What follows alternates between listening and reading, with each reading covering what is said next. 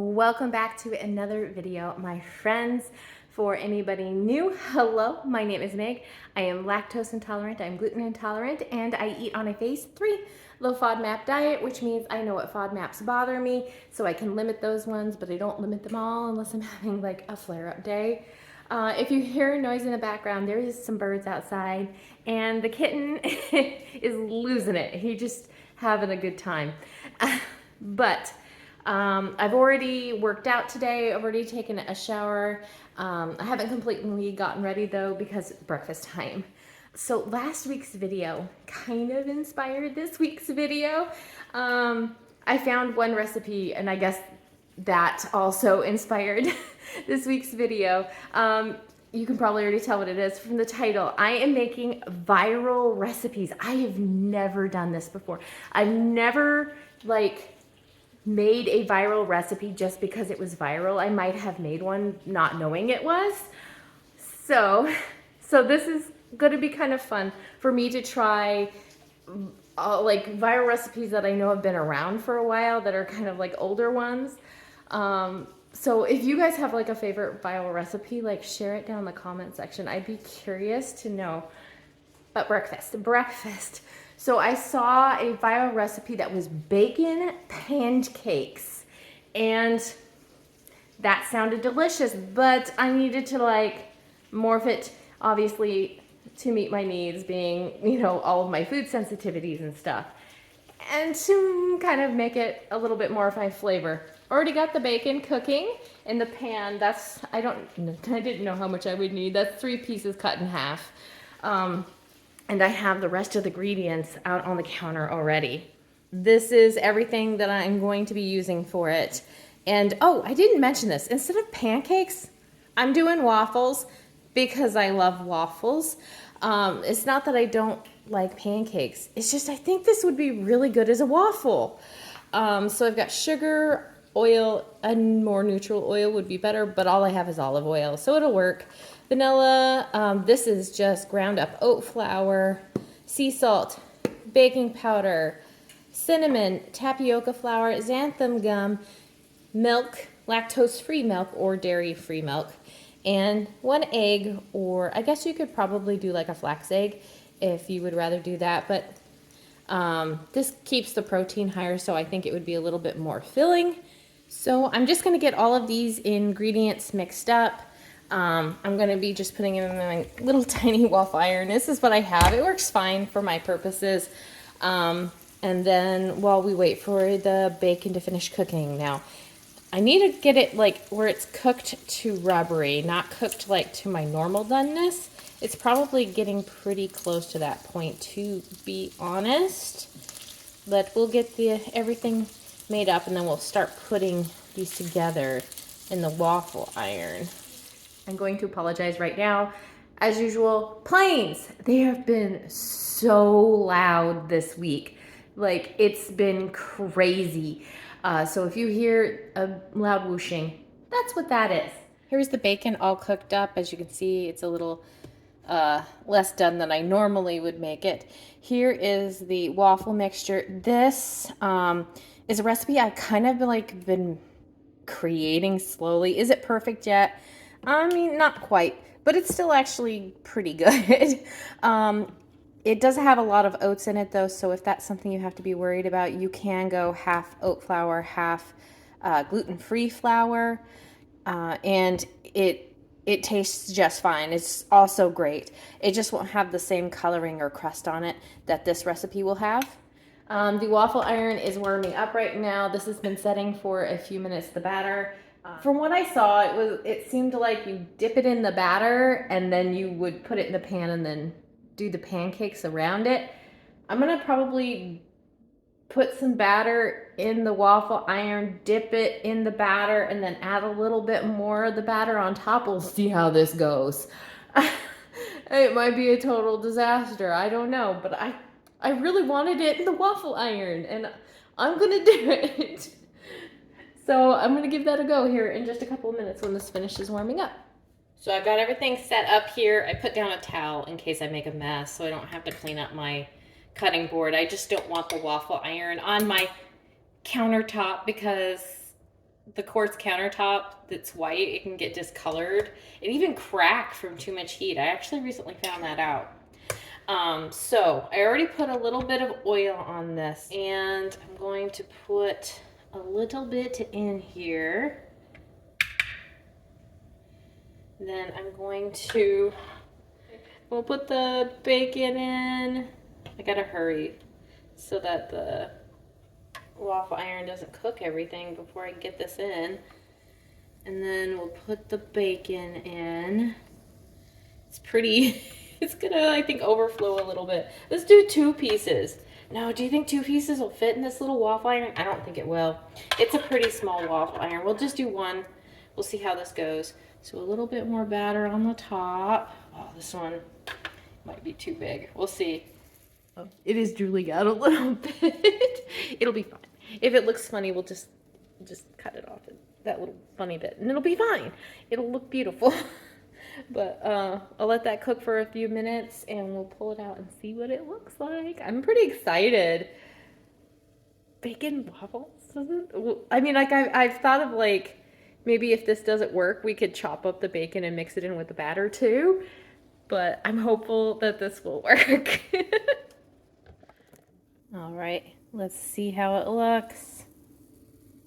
Ooh, look at the bottom is beautiful on this. Look at the bottom is gorgeous. You can even see the little bit of the bacon poking through. This is working. Oh my gosh, okay, I'm gonna continue doing this. While those are continuing to cook, I just thought I'd mention to you guys that I am having a good stomach day, so I am allowing myself to have some coffee, just plain black coffee, nothing fancy. I am getting hungry though, and that smells so good. I'm pretty excited for it. Here in a couple minutes, we'll be eating it though. Yeah, with maybe maple syrup on top, of course, but maybe I'll take, if some of that bacon doesn't get used up, I'll toast it up a little bit more, make it crunchy, and then top it with bacon and maple sauce, or maple syrup.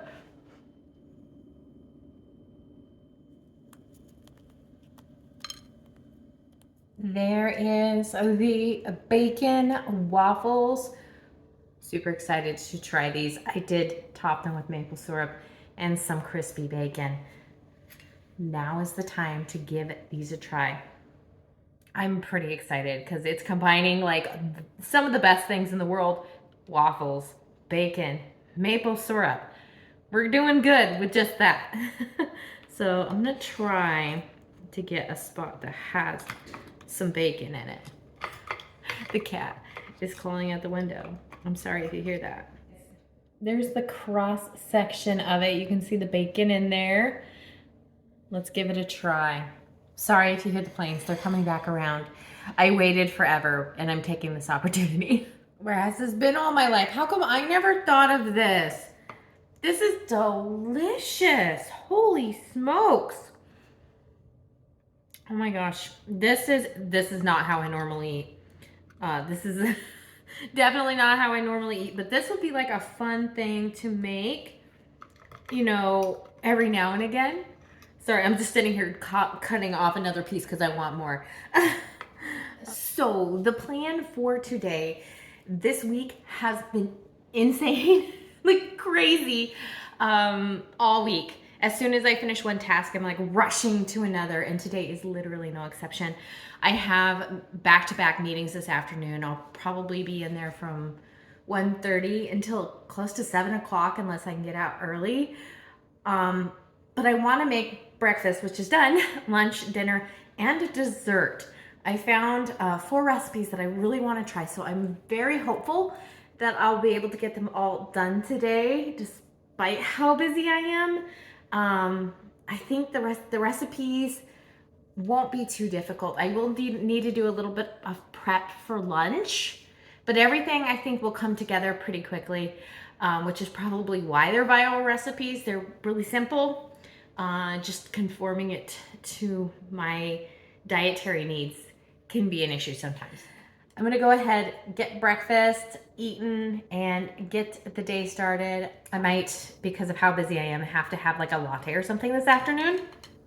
So I might have to do that as well. Busy, busy, busy.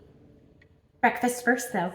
Before I run away, I just want to show you guys how beautiful the browning is on these waffles. Like I said, if you use the gluten-free flour, they won't brown up like this, but they're still really, really good. So yeah, I just wanted to show you. I've been messing around this recipe for a while. It's slowly, slowly becoming better and better. So, Cat is playing. He is extra spicy today. So I guess I'm gonna have to set aside a little bit of time to play with him this morning. Maybe I'll try to do a work play combo where I get like one of his toys and I play fetch with him. That is my morning though. So I'll see you guys when something other than work happens. It's starting to be a little bit late, a little later than I intended to start lunch, to be honest, because I need to make bread for it. I've already got I use active yeast recipe calls for instant yeast, so I had to proof my yeast. I've already got the gluten-free flour and all the rest of the ingredients in the blender, so I'm just gonna get this mixed up really quick and give it a little bit to rise. It says an hour. This girl doesn't have an hour between that and the time it's gonna take for what I'm making for lunch. I haven't even said that. I am making the viral pizza ball recipe, the air fryer pizza ball recipe. I even specifically bought this very expensive cheese, this lactose-free mozzarella cheese, so that I could make this recipe. I'm very excited to have mozzarella cheese again. I haven't had this since going low FODMAP. Yeah, and I'm gonna have pepperonis, probably just some seasoned tomato paste in it for the fillings, not anything fancy. Yeah, so that's for lunch. I need to get it going because my meeting is in an hour. And like I said, it says that this is supposed to rise for an hour, so we're gonna have to live with what we get. So I'm just going to get this processing in the KitchenAid right now. And I guess I should say this. I will include the recipes that I can, but I don't want to link the wrong source, if that makes sense. So I'll include like my waffle recipe and the bread recipe that I'm using, but as far as like the specific like viral recipes, I have been trying to figure out who is like the originator of them, but they've been regurgitated so many times. It's really hard to tell who was the originator. So I don't want to put the wrong source down. So I won't be linking specific recipes in that case. But there's 1,000 of each of these recipes. If you just Google them, you'll definitely find a recipe. Hopefully, you guys still enjoy the recipes today, despite not having the links for everything like I usually try to do. But the pizza dough's rising. I need to get in and get a little bit more work done before meeting time. It's so much fun. Being busy is great. But we will return here in a little bit when hopefully that's risen enough to make lunch. I really hope that it works out, since I really, really meant to come out here earlier and take care of this, but this is on me. I'm sorry. So it's been about 40-45 minutes since I made this, and it is looking a lot fluffier, so I'm hopeful that it has risen enough. That should give me time to make this and get to my meeting. So I'm just gonna flour up the counter, dump it out, and roll out some little circles for these little pizza bites. I think I failed to mention this earlier. The reason why I'm making my own pizza dough is the original, or the recipe that I found, uses like pre-packaged biscuits, and those are really high in fat, and it's really hard to find gluten-free ones, and they're extremely expensive when you can, and then they usually aren't dairy-free. So pizza dough. So I got them all rolled out. Now I'm just going to put the filling in it. I already chopped up some of the mozzarella and some pepperoni into small pieces to stuff inside. I have the herb, it's just basically tomato sauce, with a little bit, or I'm sorry, tomato paste with a little bit of water and salt, basil, oregano, and rosemary. And that's all that's in it. It's nothing fancy. And I'm just gonna put all this in there. Sorry, I'm in such a rush right now, trying to get this done. I should have planned better, but it's fine. To fill it, I just put a little bit of sauce, a little bit of the mozzarella, the pepperoni, tried not to overfill it, pinched the ends closed, and then it was ready to go in the air fryer. So I still have about 15 minutes before my meeting, so yay. Here is the final product. I kind of pulled one open and there's a nice little string pull on it. It looks delicious on the inside. The crust turned out really, really good. That gluten-free pizza crust recipe worked great for this, at least. I've never tried it for actual pizza. I might do that sometime in the future. But let's give these a try and see how they are, these viral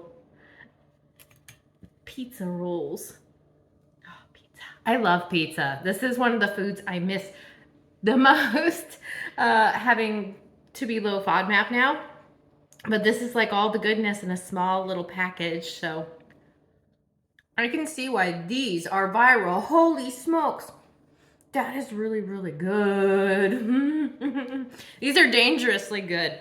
I will definitely make these again. Mike will love these. I actually didn't use up all the pizza dough, so I could totally make a bunch of these for Mike for his lunch tomorrow.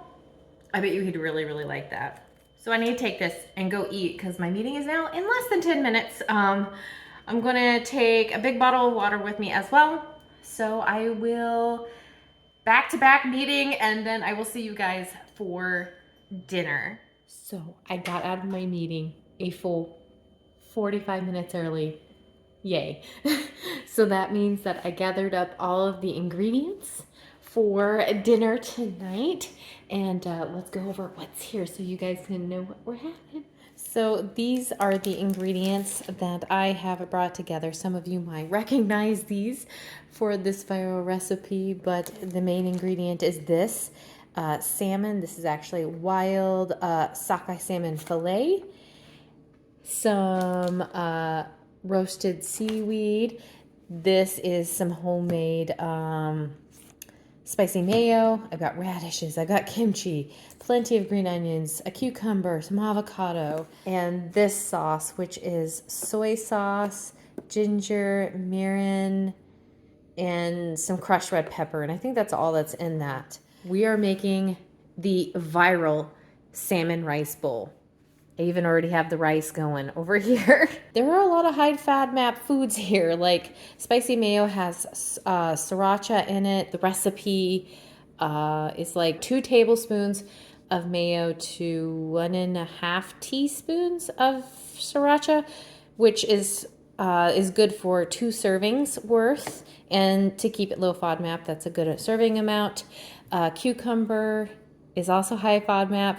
75 grams of that is good per serving. Radishes are a pretty good one. If you're having to go full low FODMAP, it's 75 grams. But most people, according to Monash, can handle up to 500 grams just fine, which is why I eat a lot of radishes. Kimchi, this one is not low FODMAP friendly. It does have garlic in it, but kimchi generally you can have 47 grams of kimchi. Avocado is high FODMAP. You can have 30 grams of this one. And one of these roasted seaweed packets, as long as it's like the sea salt and doesn't have anything else in it, should be low FODMAP.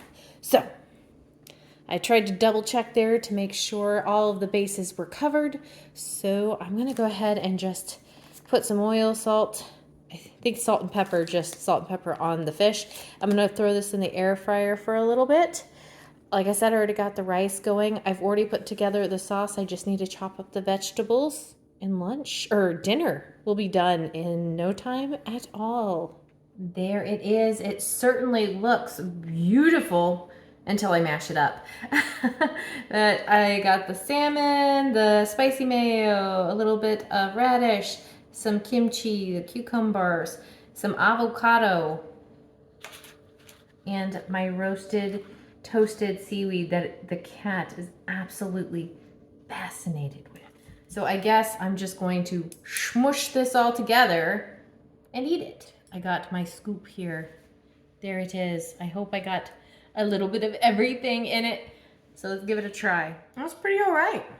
It's very similar to the sushi bowls that I make with smoked salmon. Yeah, I can understand why people like this. It's pretty good. So I'm gonna go sit down and enjoy this ugly beauty. And maybe here in a little bit we'll make dessert. Time for dessert. See if you guys can figure it out what it is before I tell you. I have sugar, I have egg whites, I have cornstarch, I have vanilla, and in addition I have a little bit of cocoa powder. Did you guess what I'm making?